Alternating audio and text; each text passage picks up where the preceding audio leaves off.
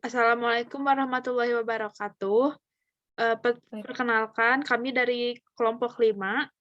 Hari ini akan menjelaskan materi pertemuan keempat, yaitu etika dan periklanan. Nama saya Sri Hardianti, NPM 072.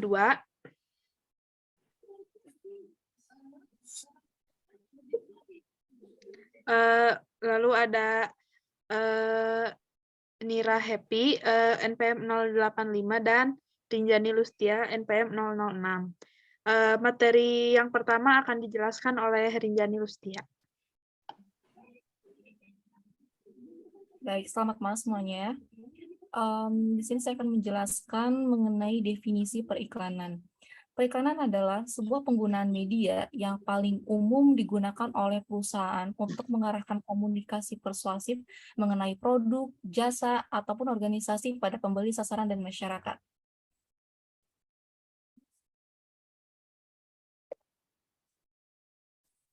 Di dalam periklanan terdapat dua fungsi, yaitu fungsi informatif dan fungsi persuasif. Di mana fungsi informatif itu menginformasikan pasar mengenai keberadaan produk atau jasa, memperkenalkan cara pemakaian baru dari suatu produk tertentu, menyampaikan perubahan harga, menjelaskan kerja suatu produk, menginformasikan jasa-jasa yang disediakan lembaga, dan membangun citra perusahaan. Dan selanjutnya adalah fungsi persuasif, yaitu berusaha menciptakan permintaan dengan tujuan membentuk pilihan merek, mengalihkan pilihan ke merek tertentu, mengubah persepsi pelanggan terhadap atribut produk, dan mendorong pembeli untuk membeli saat itu juga.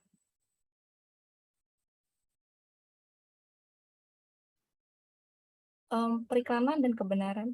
Selama ini periklanan memiliki citra yang cukup buruk di mata masyarakat akibat krisis kepercayaan, karena beberapa kali mengatakan sesuatu yang tidak benar agar orang lain percaya, kemudian menganggap iklan tersebut seperti membohongi, menyesatkan, dan bahkan menipu publik.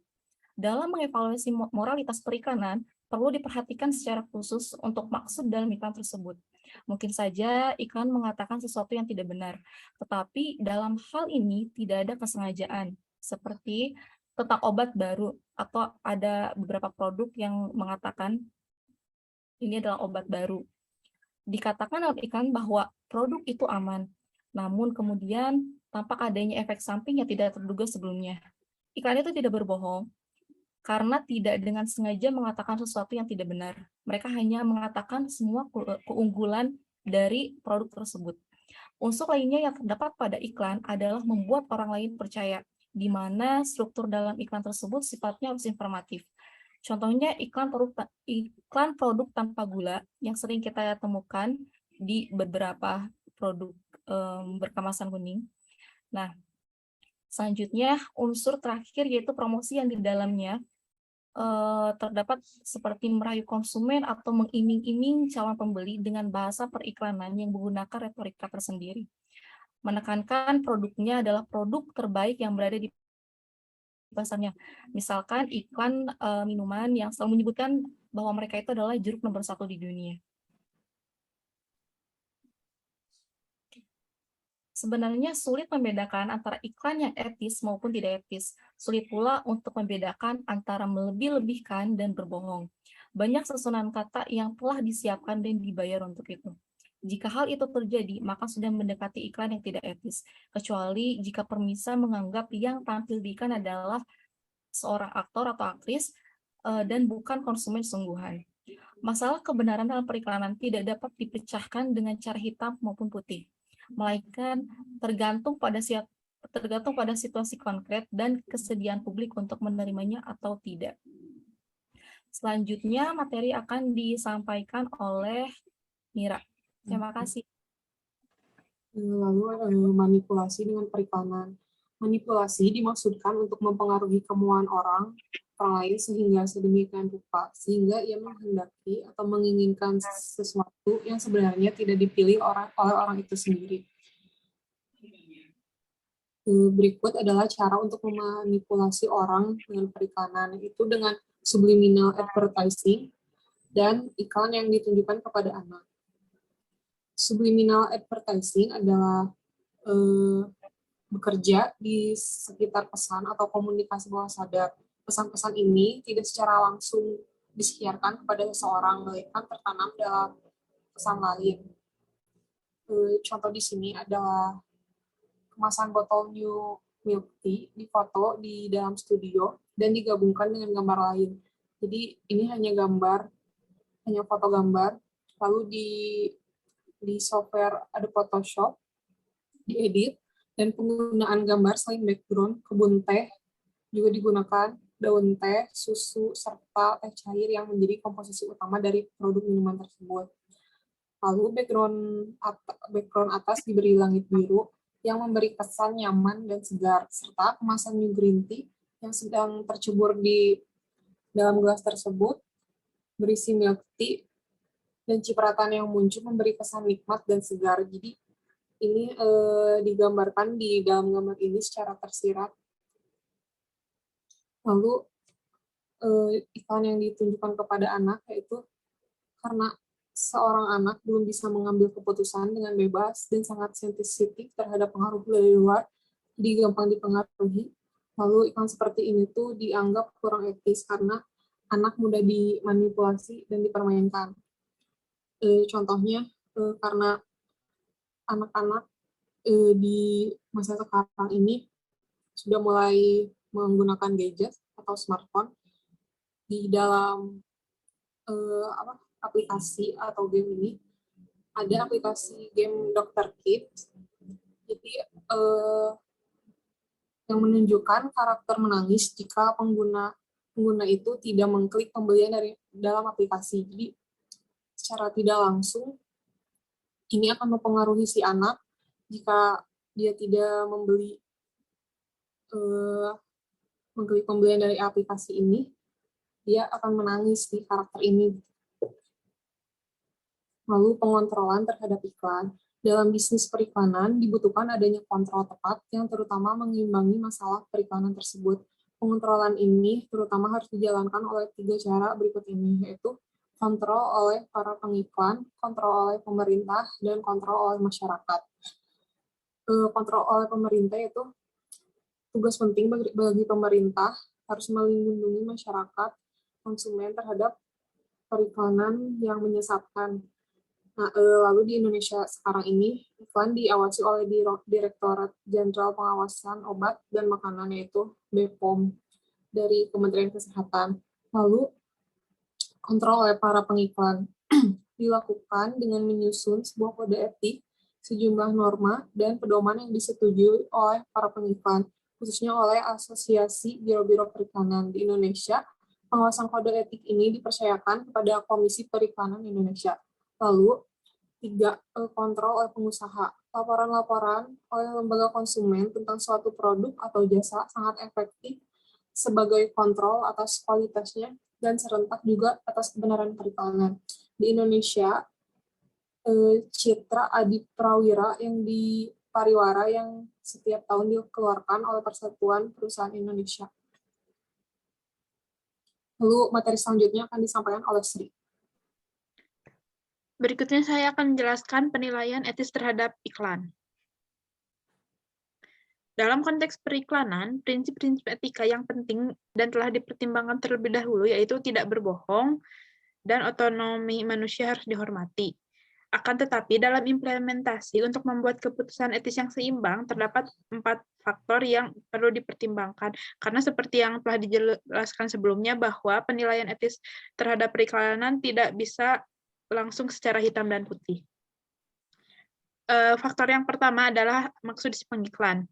Jika maksud si pengiklan tidak baik, maka moral iklan tersebut secara otomatis menjadi buruk. Hal ini termasuk jika pengiklan bermaksud menayangkan iklan yang menyesatkan, mengetahui produk yang diiklankan akan merugikan konsumen, jika iklan sengaja mendiskreditkan produk pesaing, lalu ada pengecualian. Jika iklan yang ditayangkan memang menyesatkan konsumen, hal itu tidak dapat dikatakan sebagai tidak etis jika pengiklan tidak bermaksud demikian, akan tetapi dikatakan sebagai tidak profesional.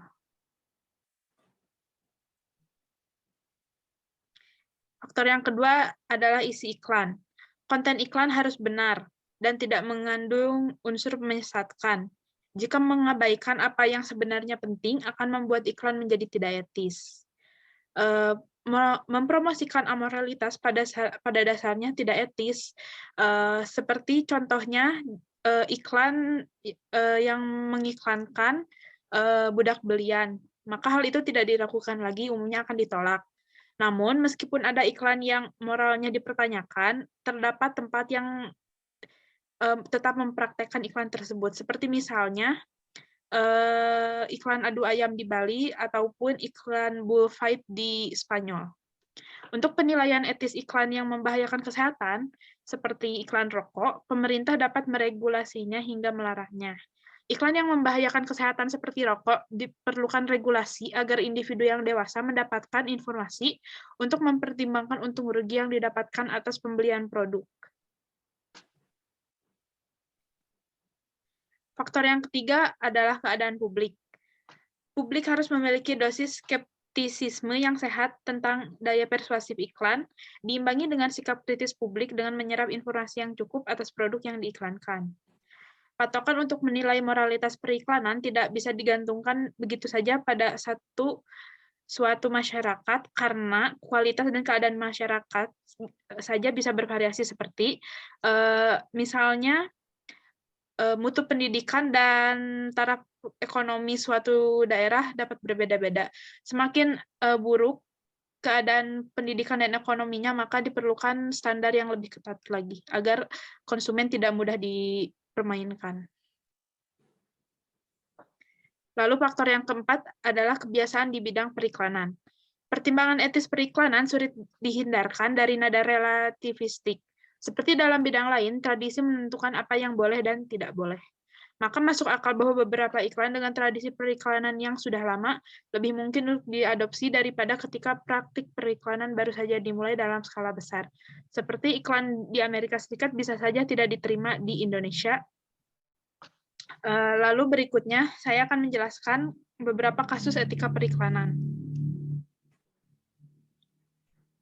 Yang pertama adalah kasus Mega Pasaraya. Kronologinya adalah pada Agustus hingga Oktober tahun 1996, Mega Pasaraya di Blok M Jakarta mengadakan undian wisata belanja dengan minimum pembelian Rp50.000 dan kelipatannya. Tidak dicantumkan syarat apapun bagi pemenang undian. Setelah penarikan dan pengumuman pemenang hadiah, diketahui seorang customer mendapatkan 2 nomor undian. Akan tetapi saat penukaran hadiah diperbolehkan hanya mengambil 1 buah.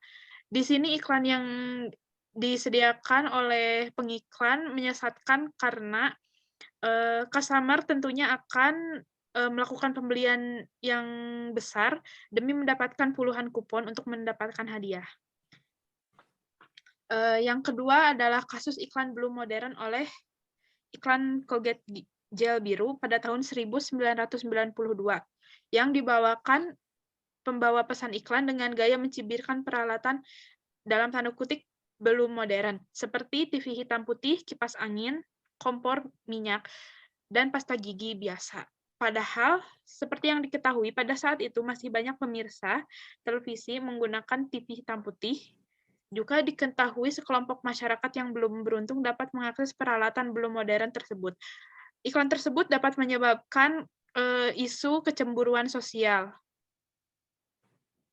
Berikutnya, kasus yang ketiga adalah kasus iklan Plaza Senayan, yaitu pada tahun 1996, tokoh pelaku iklan Plaza Senayan menyerukan nyanyian berbunyi, "Hidup hanya sekali, jangan sia-siakan."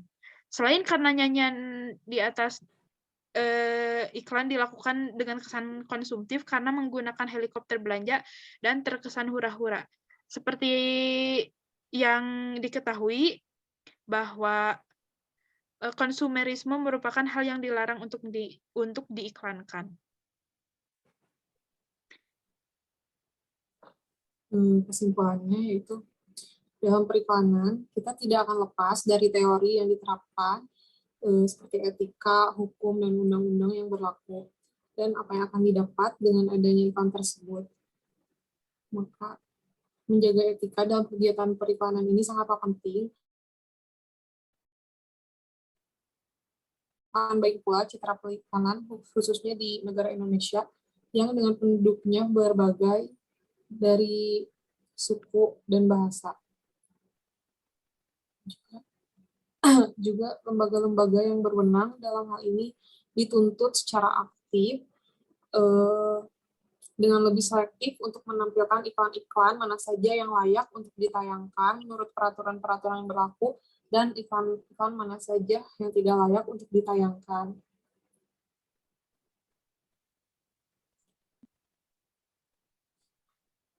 Sekian presentasi dari kelompok kami. Mohon maaf jika ada kesalahan dan terima kasih atas perhatiannya. Wassalamualaikum warahmatullahi wabarakatuh.